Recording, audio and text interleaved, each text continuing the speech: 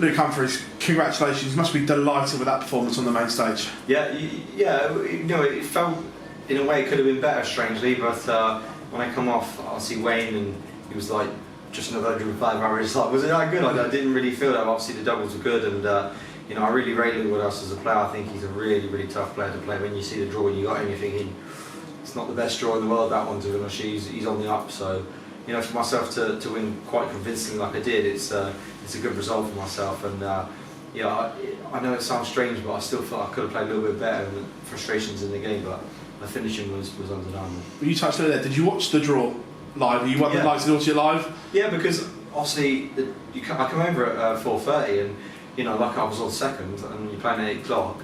You have to prepare for that, because 3.5 hours is probably my time I like to prepare. So I come over and obviously see the draw, and then you see Michael versus Nathan. You kind of think that's probably going to be 4, so you kind of, right, I know I'm going to probably be on second, maybe first, you don't know. But striking the balls and then obviously second, which is kind of what I guessed. You got to be prepared. Obviously, if I'd been last, I'd probably gone back to the chalet and had a relax for an hour. But it's always best to be prepared in that way. That if you're on second, you're there. If you're on fourth, you can just head back. You're playing some wonderful darts at the moment, but is there an element of frustration that those performances aren't turning into results and wins, so to speak? I mean, yes and no, of course. When you're playing so well and you're not really winning and getting the results you want, it is frustrating. But of course, you have to keep biding your time and keep going with it, because if you keep playing like that, the results will come. Inevitably, they will happen. And for myself, in the Premier League, that my performances have been decent, but maybe in them clutch moments they've not been there at the right time. They're missing doubles. With the new setup, they feel great scoring. Sometimes it just doesn't feel there with the doubles, but tonight I showed that I can do it under pressure in the doubles. So maybe I just need a little bit of good experience, good bit of understanding that they actually do work under pressure and they're hitting big finishes at the right time. And like I said, my finishing was great tonight, so there's no excuse really. Just big congratulations.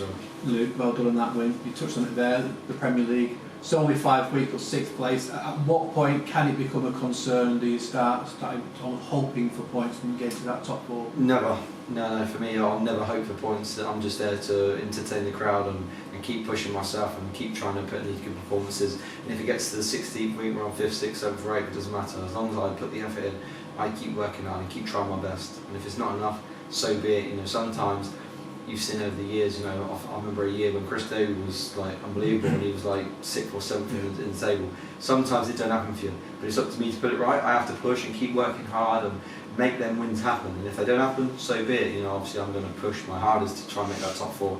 I couldn't care less whether it's 4th, 3rd, 2nd or 1st. As long as I'm in that O2, that's really what I'm pushing for. And sometimes it gets to the point where the pressure's off you a little bit. When you're in it, you're kind of pushing really hard to stay in it and push away from everyone. Now I'm chasing.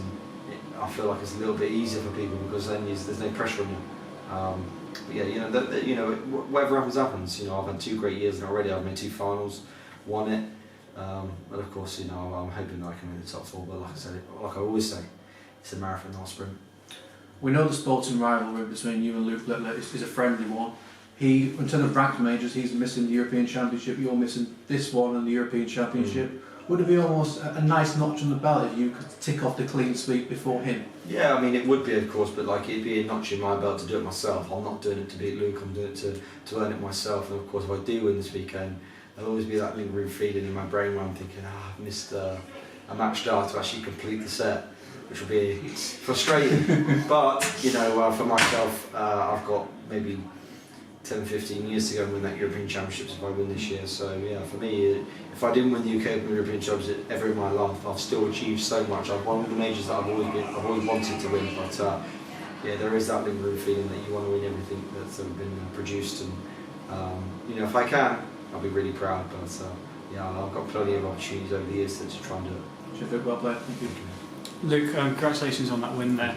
Luke Littler said to us yesterday that with his poor performances in the Premier League, he hasn't really been having that same kind of backroom banter, then he hasn't really brought it up onto stage. Have you been trying to adopt a similar mindset of getting rid of that kind of stuff to focus on the Premier League? Not really, no. I don't think there's profound banter behind the stage that we're all absolutely going mental. I think you need Nathan Aspinall for that. He's a kiddie.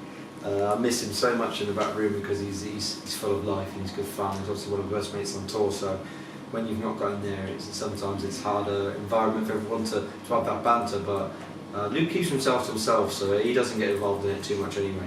So I'm always a part of it, and Michael Van Gogh always starts it. So for me, it's a good environment. You're happy, you're having fun, and when you're on the stage, it's all business-like. But if he's adopted something that changes for him, that works for him, good for him. But for myself, I like to be a part of it and have good fun with all the players. Yeah, and we know you've been tinkering with yourself, like you said there. Even though the performances are there, you averaged 104, great performance today, but you're saying that the confidence isn't 100% in the setup. At what point does that become a problem, regardless of the results and the performance you're putting in? Yeah, I mean, it'll never become a problem. It'll always be something that I want to keep trying and working on. My performances have been really good this year. I actually think my performances this year have probably been better than I've ever had, to be fair. But there's that lingering feeling where I just believe that they can be even better than they are, and I guess that's the person I am. I always strive for more. I always try to be better than I am. A really good performance tonight, and I still felt it could have been better. And that's not me being too arrogant; it's me believing that there's something more in me that can be even better. And I'm obviously going to keep trying and keep maybe tinkering over the years to try and get that level of performance where I'm doing it really, really frequently, where you really like playing it like it all the time. So obviously I'm going to keep pushing, keep working on, keep tinkering here, there, and everywhere, just to get myself to a level where I know that I'm really, really, really consistent. Do you think that has come from comfortably now being the number 2 in the world, that you can play your best stuff once again? Yeah, but when you're number 1, of course, you don't want to change too much, because you think everything's working. You are number 1, you're world champion, you've won this, you've won that. Don't change too much, they ain't broken. I think, but when you've lost that, and you've got such a dominant force in Luke, you're kind of thinking, right, you have to try and chase him, you have to try and do something different, you have to try and bet yourself to be even better. Maybe not better than him, but try and match him. And I enjoy the chase. I enjoy that fact of trying to do something different. And I've changed a few things this year, and it has been working. But I do believe that I can make it more consistent, which is obviously important for myself. Thank you for your time. Best luck. Well, congratulations. We touched on it a moment ago about the UK Open not being one you managed to tick off as of yet. Is there anything specific about the tournament to you that maybe is an explanation for you not having won it so far, or is it just so happens that your performances haven't been there at the time? Yeah, do you know what? I've actually missed match darts in the UK Open and the European Championships, so I've had every opportunity to have been sat here, and you would never have asked me that question. I could have I've done a lot. So for myself, it's like not something that I question. It's more something that obviously is not happened for me yet. I've actually got a decent record when I'm here in Minehead. I've obviously won 2 Players Championship finals, made 2 UK Open finals. I think one of them wasn't here, though. I think it was in COVID, but I've got a good record here, and it stands me in good stead to go on and win the UK Open one day. It might not be this year or the next 5 years, but I'm hoping in the next 15 years, when my career probably ends, that'll happen in one of them years. And it's cutthroat. Sometimes you get really tough draws, and tonight and over the last 5 years, I've had some really, really tough draws to win. And you get through that first one, and then you're looking forward to the next day, and then the next day, and then hopefully on the Sunday night. That's when I come alive, and that's my opportunity to win it. But we're miles away from even thinking about winning the UK Open. Yeah, going back to the equipment tinkering, it's been going well so far, as you say. Is there any scope to further down the line tinker with this some more, make some more changes, or are you pretty happy with the setup you've got? Yeah, overall I'm happy with the setup I've got. The balance is good, and everything's fine. But it's always like tinkering to try and find that little 1-2% that can make it even better.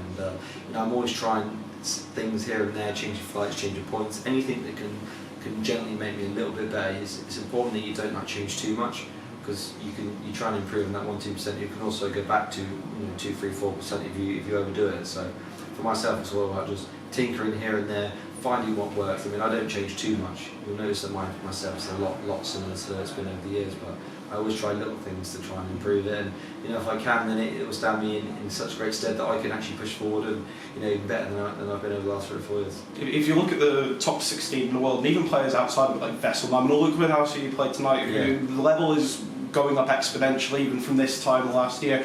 Do you reckon there's a lot more pressure on a player nowadays of playing catch up, and that worry that even stagnating isn't going to keep you at that same level? Definitely, I totally agree. I think you've got so many players outside the top 16 now that are really, really good. And like I said earlier in the last question, it was a fact of facing Luke Woodhouse is not an easy draw. I'm not saying it would have been 3 or 4 years ago, but you wouldn't have looked at it the same way as I look at it now. I really rate Luke. I said to him on the stage, I think he'll be top 16 the next 2 years. I really rate him. I think he's got a great throw, really consistent. I think the finisher was what held me in my own tonight. I do believe that outside the top 16 now, it's going to chop and change a lot, because you've got so many great players, like you say, Luke, Wessel, Dirk and people like that, they're all capable of being in that top 16, and for me it's important to change and get even more dominant than I am. Awesome. Thank you very much, Luke. Thank you very much. Thanks, Luke.